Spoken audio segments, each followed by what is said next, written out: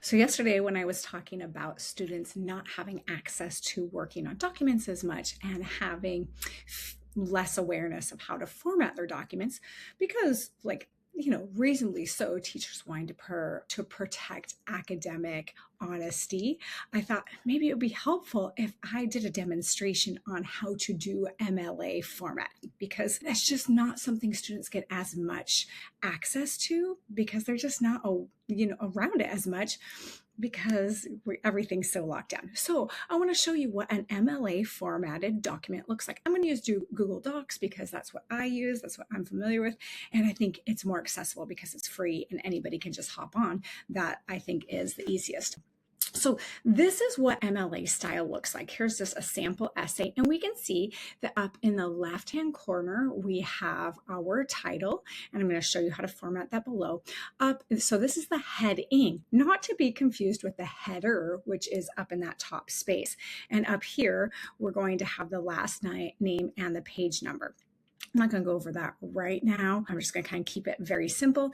And then we have the centered title right here. A lot of kids get confused. Like if they're doing a book, like let's say they read The Hobbit and they're doing a literary analysis on The Hobbit, they might put The Hobbit, but I like to remind them, wait, you're not the author of The Hobbit. Your essay should not be The Hobbit. It might be analysis of The Hobbit. Hopefully it's a little more creative than that, but that might be an example. Remember, your title is not the title of the original work.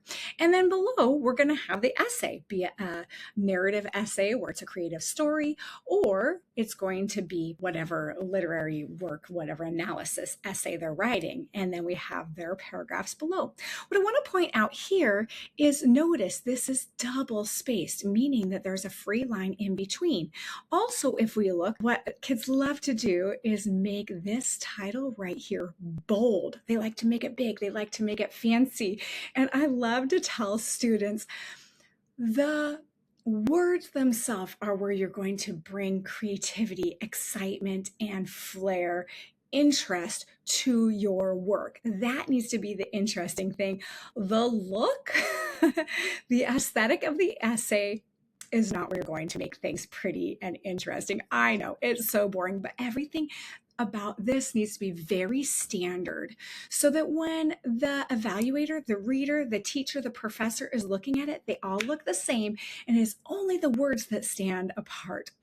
I know that's not as exciting, but that is just the format. It all needs to be uniform and standard. That's why it's called MLA format. It is a format. Okay. And so let's go down and see what else we're going to dig into. So I have down here, I just kind of typed something out so I can walk you through how we do this. All right. So what I'm going to do first of all is I'm going to double space this. I'm going to get our font, I'm going to get our size, I'm going to get our double space and show you how we do this. Okay, so first of all, let's get double spacing, and I'm going to go right up here. I'm going to find these two up-down arrows. I'm going to click that, and right now it's got it 1.15. Nope, we don't want that. We want to just click double. So I went to the up-down arrows, I clicked double, bam, and it's that easy. Look. Now, what I want to be mindful of, I'm going to move my face out of the way here. What I want to be mindful of is a lot of times, if we have multiple paragraphs, it's going to automatically put an extra space in between those paragraphs. And I know this seems so picky, and I used to drive kids a little bit crazy. I'm like, there's an extra space in there. And some teachers in the past, I would take off a little point here and there for that extra space because I wanted them to be aware that when they go to college, there might be big deductions for that. And so I wanted to get them in the habit of knowing how to take care of that. So if we go back up here, there is add space before paragraph, add space after paragraph. And so sometimes it's this weird thing where you have to actually add it, and then you have to go ahead and remove it again. I don't know why it does that. It's a weird thing, but sometimes you have to add it and remove it to just like wipe out that formatting. So just be aware of those little tricky things. Okay, so we've done that. We're going to keep formatting. Next, we're going to keep it all highlighted. And by the way, to do that, I hit Control A, Control All to get everything highlighted. Okay, next, we're going to go and we're going to find our format. So it should be Times New Roman. That's not what's automatically set up on my computer, so I'm just going to fix it. Easy peasy. lemon squeezy. Okay, and then we go up here, we're gonna find 12. We're just gonna click up, or I can double click in here and find the 12. Either way, whatever you want. All right, so we are most of the way there for formatting. It's so easy once you know how, but it's really frustrating if you don't. If you don't know what you're doing and don't have somebody to show you, it can be like overwhelming. If the page was not set up to left align, you can click this alignment, and right there's how you left alignment. Left align it. A lot of kids like to center align it. Ooh, that looks weird. Let's take it back to left align. However, I do have this title here, and that should be in the center. Okay, let's put it in the center. Like I was mentioning before, here is my heading. I don't want to do this. Kids love to do this. My computer's going slow. I don't know. Oh, no, that looks really fun and fancy, and it takes up more space if I'm trying to make my paper longer. But your teacher's going to know. Your teacher's going to be like, you're cheating. You're trying to make more room. I've just read and graded 500 pages or 500 essays, and this one looks different than all of them. We're also not doing this. We're not adding even one extra space there. It should be exactly the same, all very consistent. Okay, now the next thing I want to point out is right here. It's the beginning of a paragraph. We're going to indent. What we're not going to do is go and hit the space bar, that button in the bottom middle. We're going to go to the left-hand side of our keyboard, 3 rows down. There's a button called the tab key. We're going to always use the tab key to indent. Every single paragraph is going to get an indent to start.